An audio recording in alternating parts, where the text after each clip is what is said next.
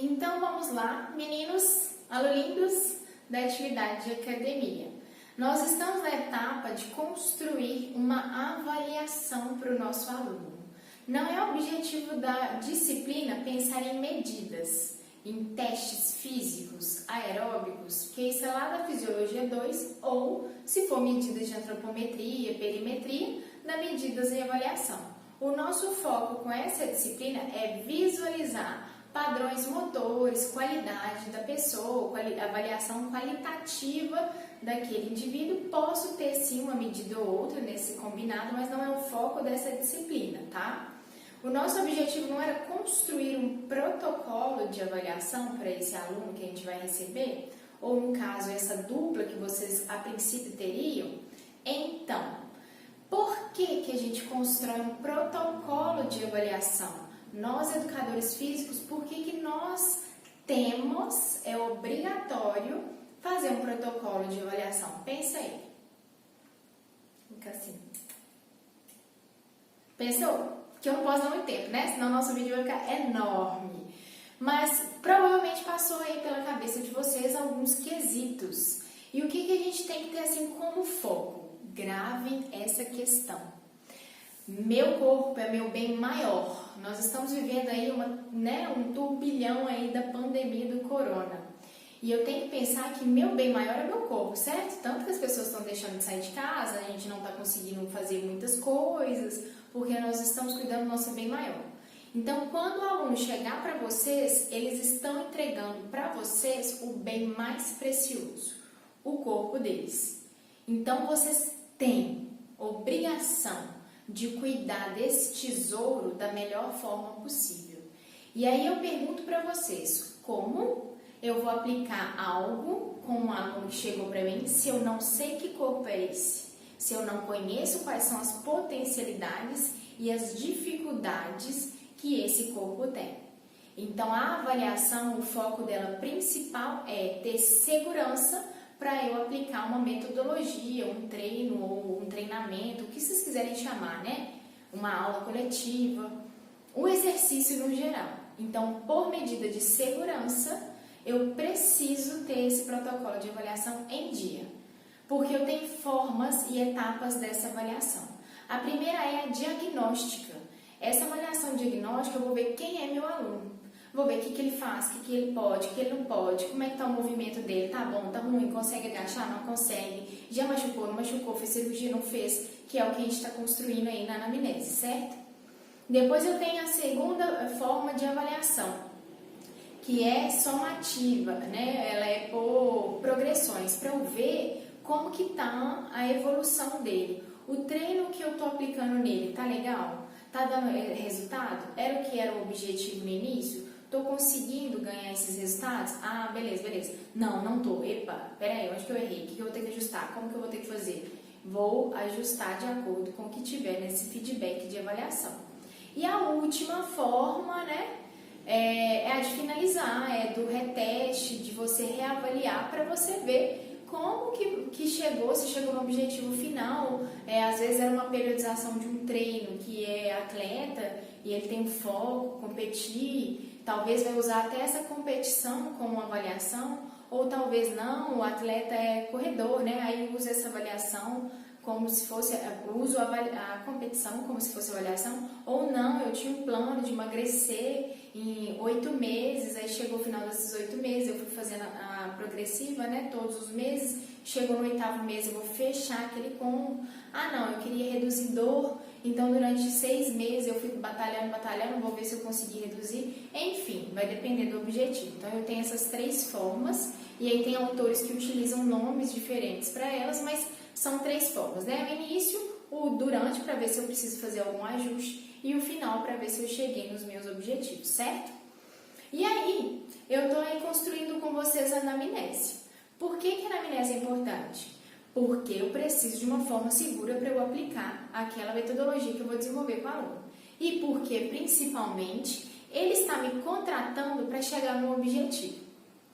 Seja para aliviar a dor, seja para emagrecer, para ficar grandão, para ficar qualquer coisa, só para qualidade de vida, só para se exercitar, para sair do nível de estresse, enfim. Eu preciso saber quem é esse aluno e o que ele quer. Só que aí nessa avaliação eu vou garimpar o máximo que eu puder. Vou perguntar onde que ele de onde ele veio, se você conseguir perguntar coisas da infância dele, se machucou quando era criança, se fez cirurgia quando era criança, busque isso dele, porque faz diferença. Vocês estudaram aí sobre treinamento funcional, falando sobre funções e músculos estabilizadores. Vocês já passaram aí pela anatomia e fisiologia e sabem a importância de cada músculozinho, que a gente não tem músculo à toa. Então, se às vezes ele trabalha muito ou ele trabalha pouco, isso pode me prejudicar num todo. Questões psicológicas, estou em depressão, não estou, consumo remédio ou não. Penso tanto de doenças somáticas, né, psicossomáticas que a gente tem hoje. Então, as pessoas às vezes sentem dor lá no joelho e aí na hora que você vai descobrir é tensão, é posição, contratura, ou então uma questão de rigidez da parte respiratória, não respira direito, fica igual eu aqui, né, falando acelerado e nem respirando direito. E aí eu começo a sentir dor lá na lombar, eu não sei por que eu estou sentindo dor na lombar. Quando a gente vai descobrir na avaliação ou nos testes, eu vou descobrir que é porque eu não respiro corretamente, que eu tive bronquite, que meu diafragma é rígido. Enfim, são tantas coisas que a gente vai desvendando depois, e a anamnese é a base. Ela é assim, ó, o seu suporte. E ela é tão simples de fazer porque é pergunta e resposta. E escrevam ao máximo, busquem do aluno de vocês ao máximo, mesmo que tenha alguns pontos ali que são fundamentais que vocês querem desenvolver. Se lembrou na hora, faça essa pergunta e não esperem. O aluno não vai lembrar que ele machucou quando ele tinha 7 anos de idade, ele quebrou o hálux lá, né, no pé, e que isso prejudicou ele caminhar com o pé esquerdo. Ele não vai lembrar. Ele vai lembrar recente, ó, eu tô gordo, eu engordei porque, sei lá, fiz uma cirurgia, fiquei muito em casa, eu engordei porque meu trabalho é sentar. Ele vai lembrar de coisas recentes. E na cabeça do nosso aluno não é importante essas coisas. E é importante. Por exemplo, fez cirurgia? Fiz. Por que é importante? Essa vai ser a pergunta aí que vocês vão responder dessa semana. Por que é importante eu perguntar se o aluno, ele fez cirurgia? Por que é importante eu perguntar para o aluno se ele fuma? Por que é importante eu perguntar a ele se ele toma algum medicamento? Por que é importante eu saber se ele tem depressão ou se ele não tem depressão? Por que é importante eu saber de uma mulher se ela já foi mãe ou não? E como foi esse parto? Se foi natural ou se foi uma cirurgia cesárea? Por quê? Eu vou deixar essas questões para vocês. Por que isso tem que estar lá na anamnese e por que é importante para a profissão de vocês? Por que vai ser importante nesse conjunto de informações que vocês vão ter que, né, montar para esse aluno? Essas são questões que eu vou aguardar a resposta de vocês e a gente vai discutindo aí, ou chat, ou fórum, ou em vídeo separado. Fiquem atentos aí à colocação no Moodle. E o principal, gente, nessa anamnese ele vai te dar todas as informações que ele quer. Todas. Eu quero emagrecer, mas eu não quero ficar muito seca, eu quero ficar definida. Ah, não, eu quero ficar grande, mas eu não quero ficar gordo. E eu quero sem fazer dieta, eu gosto de comer normal, eu como bem. Né? Mal sabe ele que eu comer bem nem sempre é a quantidade, né, que ele está comendo. E nananana. E aí, quando você for para a etapa de avaliar, vocês vão ver que o que ele falou na anamnese não vai ser possível de imediato. Então, eu tenho que pôr na balança o que ele quer e o que ele precisa. Às vezes, o que ele precisa vai sobressair ao que ele quer. Às vezes, o que ele quer e precisa está no mesmo nível. Agora, quando isso acontece, né, do que ele quer e o que ele precisa sobressair, você não vai ter qualidade no seu trabalho. Então, ou vai ficar assim, o que ele quer e o que ele precisa, ou primeiro vai vir o que ele precisa e o que ele quer. E aí, nesse momento, né, na etapa de avaliação pós-anamnese, vocês vão ter que ter lábia para discutir com esse aluno. Olha, o que você precisa é isso, e o que você quer é isso. Aí vocês vão ter que ajustar.